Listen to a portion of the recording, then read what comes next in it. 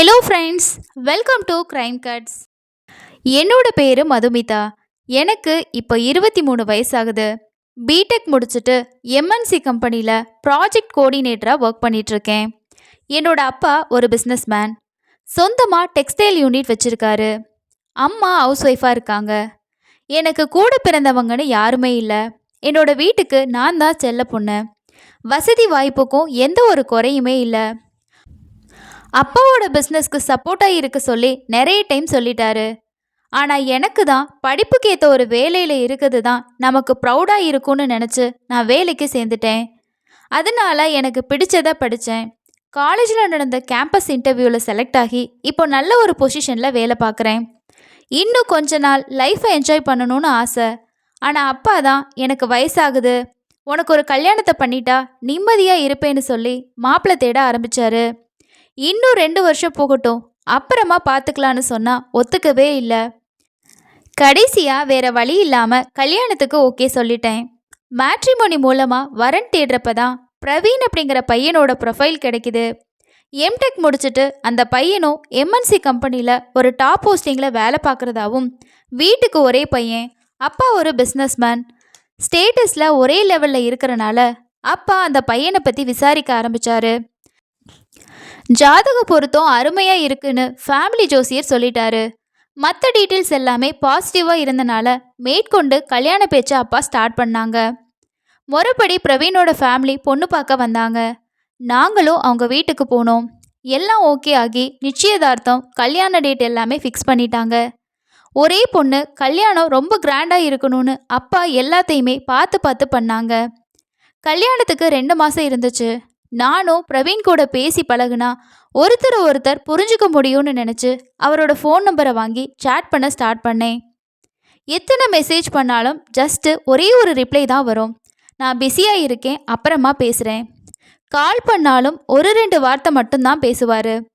கேள்விக்கு பதில் மட்டும்தான் வரும்.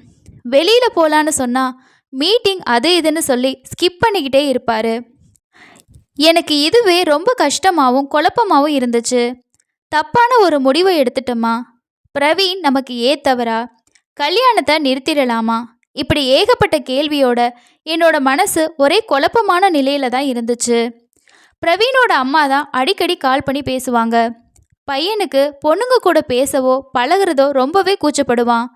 கல்யாணத்துக்கு அப்புறம் எல்லாமே நார்மல் ஆகும், நீயும் ஒன்றும் யோசிக்காத, நான் இருக்கேன்னு சொல்லுவாங்க. நானும் அதுக்கப்புறமா பிரவீனை டிஸ்டர்ப் பண்ணுறதையே விட்டுட்டேன். ஃபிக்ஸ் பண்ண டேட்டில் கல்யாணமும் முடிஞ்சிருச்சு.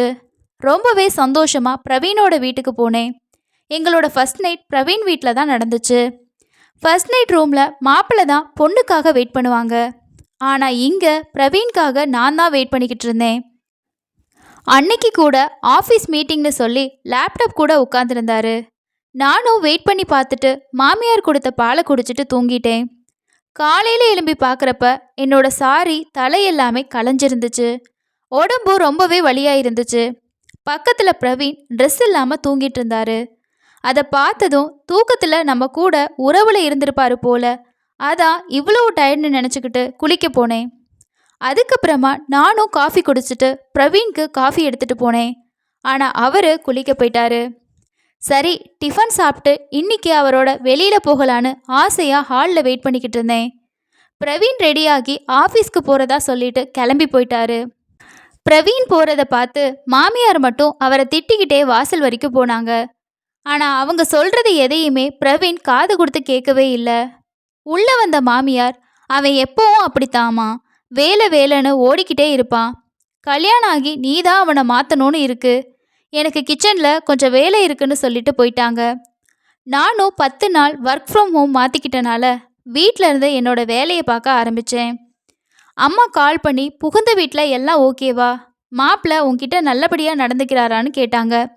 நானும் அவங்க ஃபீல் பண்ணக்கூடாதுன்னு நினச்சி நல்ல விதமாக தான் சொன்னேன். நைட்டு ஒரு 7 மணிக்கு பிரவீன் வீட்டுக்கு வந்தார். நானும் ஆசையாக அவர்கிட்ட பேச போனேன். என்னை கண்டுக்காமல் அவரோட வேலையில் பிஸியாக இருந்தார். டிஃபன் எல்லாருமே ஒன்றா உட்காந்து தான் சாப்பிட்டோம். மாமியாரும் மாமனாரும் பிரவீன் கிட்ட, மது கிட்ட கொஞ்சம் அன்பாக நடந்துக்கோ, அவளுக்கு இந்த வீடு புதுசு, நீ தான் அவளுக்கு எல்லா விதத்துலேயும் சப்போர்ட்டாக இருக்கணும்னு சொன்னாங்க. அப்போ மட்டும் சரிப்பா நான் பார்த்துக்கிறேன், எனக்கு இம்பார்ட்டன்ட் ப்ராஜெக்ட் ஒர்க் ஒன்று இருக்குது, நான் பார்க்குறேன் அப்படின்னு சொல்லிட்டு கிளம்பி போயிட்டாரு. நைட்டு மாமியார் பால் கொண்டு வந்து கொடுத்தாங்க. வாங்கி வச்சுட்டு பிரவீன்காக வெயிட் பண்ணிக்கிட்டே இருந்தேன். அவர் வேலையில் ரொம்பவே பிஸியாக இருந்தார். வர்ற மாதிரியே தெரியல. நாம் தூங்குவோன்னு நினச்சி பாலை குடிச்சிட்டு படுத்துட்டேன். பால் குடித்ததுக்கு அப்புறமா தூக்கம் அதிகமாக வரும். நைட்டு என்ன நடக்குதுன்னு கூட எனக்கு தெரியாத அளவுக்கு தூக்கம் இருக்கும். காலையில் எழும்புறப்ப உடம்பு ரொம்ப டயர்டாக இருந்துச்சு. ட்ரெஸ் எல்லாம் கலைஞ்சு ஒரு மாதிரி இருந்துச்சு. பிரவீன் பக்கத்தில் எதுவுமே தெரியாத மாதிரி தூங்கிட்டு இருந்தார். இப்படியே 1 வாரம் 10 நாள் ஓடிப்போச்சு. பிரவீன் என்கிட்ட சரியாக பேசுகிறதே இல்லை. எனக்கு ரொம்பவே கஷ்டமாக இருந்துச்சு. இந்த நாட்களில் மாமனார் வீட்டில் 25 வயசு ஒரு சொந்தக்கார பையன் வேலைக்காரனாக இருக்கான். ஆளை பார்த்தா நல்லா படித்த மாதிரி இருப்பான். ஆனால் கிச்சன் வீட்டு வேலைன்னு எல்லாத்தையுமே செய்வான். மாமியார் கிட்ட கேட்டதுக்கு சொந்தக்கார பையன் உதவியாக இருக்கட்டுமேனு வேலைக்கு வச்சுருந்தேன்னு சொல்லுவாங்க. ஆனால் அவனோட பார்வை பேச்சு எல்லாமே ஒரு மாதிரி தான் இருக்கும். என்னை எப்போவுமே முழுங்குற மாதிரி பார்ப்பான். உடம்பு ஃபுல்லாக வச்ச கண்ணு வாங்காமையும் பார்த்துக்கிட்டு இருப்பான். பொண்ணுங்களையே பார்க்காம காஞ்சி கிடப்பான் போலன்னு நினச்சிக்கிட்டே போயிடுவேன். சில நேரம் என்னோட இன்னர்ஸ் எல்லாம் வெளியில் காயப்போட்டா அதை கூட எடுத்துகிட்டு வந்து தருவான். என்னடா இவன் இப்படி பண்ணுறானேன்னு ஒரே கஷ்டமாக இருக்கும். அது ஏன்னு எனக்கு அப்போ புரியல. கிச்சனுக்கு ஏதாவது சமைக்க போனாலும் ஹெல்ப் பண்ணுறன்ற பேரில் என்னை ஒரு மாதிரி பார்த்துக்கிட்டே இருப்பான். இதை பற்றி பிரவீன் கிட்ட சொல்லலான்னா அவர் என் கூட டைம் ஸ்பெண்ட் பண்ணுறதே இல்லை. அம்மா கிட்ட தான் அடிக்கடி பேசுவேன். மனசில் இருக்க எல்லாத்தையும் ஷேர் பண்ணுவேன். ஒரு சில நேரம் ஏண்டா கல்யாணம் பண்ணோன்னு தோணும். லைஃப் பார்ட்னர் இருந்தும் தனிமையில் இருக்கிறதுக்கு சிங்கிளாகவே இருந்திருக்கலாம் போலன்னு தோணும். இப்படியே 1 மாதம் ஓடிப்போச்சு. திடீர்னு ஒரு நாள் எனக்கு மயக்கமாகவும் டயர்டாகவும் இருந்துச்சு. எது சாப்பிட்டாலுமே வாமிட்டிங்காகவும் இருந்துச்சு. எதனாலன்னு யோசிச்சப்போ தான் டேட்டு தள்ளி போனதும் ஞாபகத்துக்கு வந்துச்சு. சரி, ஒரு ப்ரெக்னன்சி கார்டு வாங்கி செக் பண்ணி பார்த்துடலாமேன்னு சொல்லி ஆஃபீஸ்க்கு போயிட்டு வர்றப்ப வாங்கிட்டு வந்து செக் பண்ணி பார்த்தேன். அதில் பாசிட்டிவ்னு சொல்லி ரிசல்ட் வந்துச்சு. கல்யாணமான நாள்லேருந்து இப்போ வரைக்கும் ஒரு நாள் கூட பிரவீன் என்னோட சந்தோஷமாக இருந்ததே இல்லை. தூக்கத்தில் இருக்கப்போ மட்டும் எனக்கே தெரியாமல் என்னோட உடம்பை யூஸ் பண்ணிக்கிட்டாரு. நான் வைஃப் தானே, உரிமையாக என்னோட சந்தோஷமாக இருக்கலாமே, இப்படி ஏன் பண்ணணும்னு மனசுக்குள்ளே ஒரு சந்தேகம் இருந்துக்கிட்டே இருந்துச்சு. நான் கன்சீவான விஷயத்த ஃபஸ்ட்டு ஹஸ்பண்ட் கிட்ட சொல்லணும்னு தான் ஆசைப்பட்டேன். சொன்னால் மட்டும் சந்தோஷமாக இருந்துட போகிறாரா? என்னை ஒரு மெஷின் மாதிரி தானே நினைக்கிறாரு. சரி, அம்மா கிட்ட சொல்லுவோன்னு நினச்சி கால் பண்ணி விஷயத்த சொன்னேன். அவங்க பாட்டியாக போகிற சந்தோஷத்தில் வானத்துக்கும் பூமிக்கும் குதிச்சாங்க. அடுத்தது மாமியார் கிட்ட சொன்னேன். குடும்பத்துக்கு வாரிசு வரப்போகிற சந்தோஷத்தில் வீட்டையே 2 ஆக்கிட்டாங்க. ஈவினிங் பிரவீன் வந்ததும் அந்த விஷயத்த சொன்னாங்க. கேட்டுட்டு என்கிட்ட வந்து வாழ்த்துக்கள்னு சொல்லிட்டு போயிட்டாரு. எனக்கே ஒரு நிமிஷம் ஷாக்காக தான் இருந்துச்சு. நிறைய சினிமா படத்தில் பார்த்துருக்கேன். வைஃப் கன்சீவானா ஹஸ்பண்ட் அவங்கள தூக்கி வச்சு கொண்டாடுவாங்க. இவர் விஷ் பண்ணிட்டு போகிறாரேன்னு. நம்ம தலையெழுத்து என்ன பண்ணன்னு நினச்சி ஒன்றுமே சொல்லாமல் இருந்துட்டேன். நான் கன்சீவ் ஆனதுக்கு அப்புறமா நைட் டைம் ஹஸ்பண்ட் ரூம்க்கு வரதையே குறைச்சிக்க ஆரம்பிச்சிட்டாரு. ஹாலில் தூங்குறது, கெஸ்ட் ரூமில் ஒர்க் பண்ணுறதுன்னு இருந்தார். எப்பயாவது மட்டும் ரூம்க்கு வந்து தூங்குவார். மிட் நைட்டில் காணாமல் போயிடுவார். இதை ரெகுலராக நான் நோட் பண்ண ஆரம்பித்தேன். அப்படி எங்கே தான் போகிறாரு, இவருக்கு என்ன பிரச்சனை கண்டுபிடிக்கணும் அப்படின்னு முடிவு பண்ணேன். ஒரு நாள் நைட்டு ஒரு 12 மணிக்கு தண்ணி குடிக்கலான்னு சொல்லி டைனிங் ரூமுக்கு போனேன். கெஸ்ட் ரூமில் இருந்து வித்தியாசமான சத்தம் வர்றது கேட்டுச்சு. இந்த நேரத்தில் யார் உள்ள என்ன பண்ணுறாங்க, போய் பார்ப்போம் அப்படின்னு நினச்சி ரூம் கிட்ட அந்த டோர் கிட்ட போய் பார்த்தேன். ரூமில் லைட்டு ஆனில் தான் இருந்துச்சு. டோரில் இருக்கக்கூடிய ஹோல் வழியாக பார்த்தேன். அந்த காட்சி எந்த ஒரு மனைவியும் பார்க்கக்கூடாத கேவலமான ஒன்று. வேலைக்கார பையனும் பிரவீனும் நிர்வாணமாக ஓரின சேர்க்கை பண்ணிக்கிட்டு இருந்தாங்க. பொண்டாட்டி நான் இருக்கையில் இவர் ஏன் இப்படி பண்ணுறாரு? அவங்க இருந்த கோலத்தை பார்க்கையில் இது பல நாள் நடக்கிற மாதிரி இருந்துச்சு. பொண்ணுங்க மேலே இன்ட்ரெஸ்ட் இல்லாமல் இருக்கவங்க தான் இப்படி பண்ணுவாங்க அப்படின்றத நான் புரிஞ்சுக்கிட்டேன். அப்போ எதுவுமே சொல்லாமல் என்னோட ரூமில் போய் படுத்துக்கிட்டேன். தூக்கமே வரலை. நைட் ஃபுல்லாக ஒரே யோசனை. இந்த வீட்டில் இருக்க எல்லாருக்கும் கண்டிப்பாக இவங்களோட ரிலேஷன்ஷிப் தெரிஞ்சிருக்கு.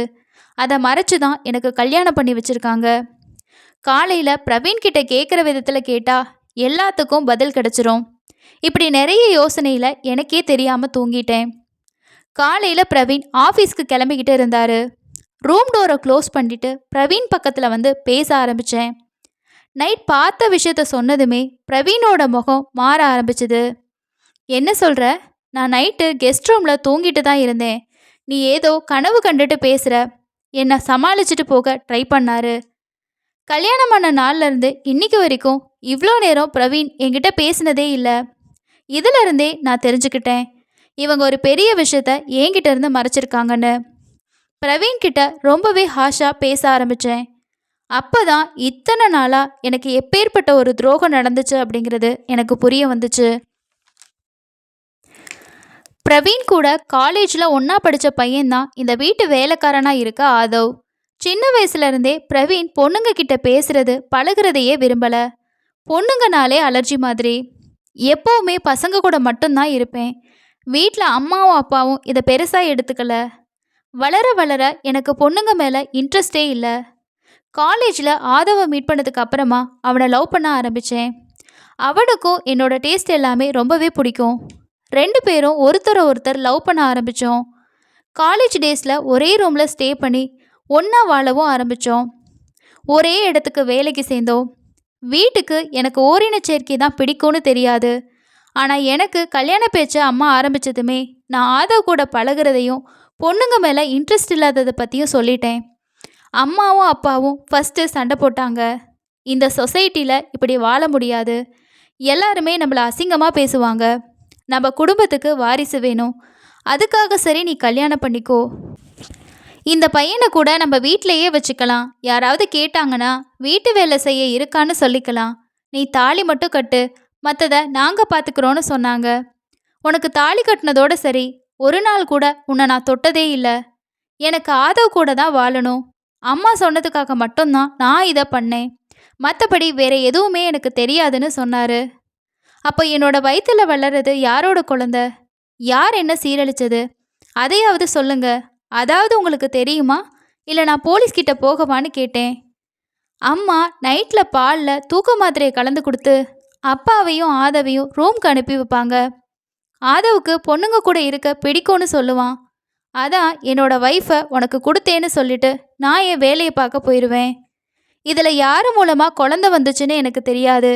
எனக்கு தெரிஞ்ச எல்லாத்தையுமே சொல்லிட்டேன். இதுக்கு மேலே வேறு எதுவுமே தெரியாது. நீ என்ன வேணாலும் பண்ணிக்கோ. உன்னோட லைஃப்பை ஸ்பாயில் பண்ணதுக்கு வெரி சாரின்னு சொல்லிட்டு போயிட்டாரு.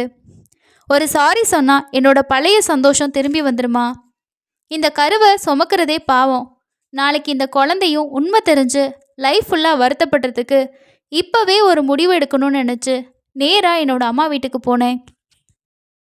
நடந்த எல்லாத்தையும் கேட்டுட்டு அப்பா என் பொண்ணோட வாழ்க்கையை அழிச்ச இவங்களை சும்மாவே விடக்கூடாதுன்னு சொல்லி போலீஸில் கம்ப்ளைண்ட் கொடுத்து பிரவீனோட ஃபேமிலியில் எல்லாரையுமே அரெஸ்ட் பண்ணி ஜெயிலில் போட்டாங்க. நானும் அபார்ஷன் பண்ணிவிட்டு அப்பாவுக்கு உதவியாக தொழிலை பார்த்துக்கிட்டு இருக்கேன். இந்த சம்பவம் நடந்து 5 வருஷம் ஆகிருச்சு. ஒரு முறை நடந்த கல்யாணமே வாழ்க்கையில் அழிக்க முடியாத காயங்களை கொடுத்துருச்சு. கடைசி வரைக்கும் தனியாக வாழ முடியாது. ஆனால் என்னை முழுசாக புரிஞ்சுக்கிட்ட துணை கிடைக்கிற வரைக்கும் காத்துக்கிட்டே இருப்பேன். என்ன போல் நிறைய பெண்களுக்கு நடக்குது. எல்லாருமே தைரியமாக வெளியே வந்து சொல்கிறதே இல்லை. சமூகத்துக்கு பயந்து அந்த கொடுமைகளை சகிச்சுக்கிட்டு வாழ்ந்துக்கிட்டு தான் இருக்காங்க. என்னோட முடிவை பற்றியும் இந்த சம்பவம் பற்றியும் நீங்கள் என்ன நினைக்கிறீங்க அப்படின்னு சொல்லிட்டு கீழே இருக்கக்கூடிய கமெண்ட் செக்ஷனில் ஷேர் பண்ணுங்கள். அடுத்த இன்னொரு வீடியோவில் சந்திக்கலாம். நன்றி.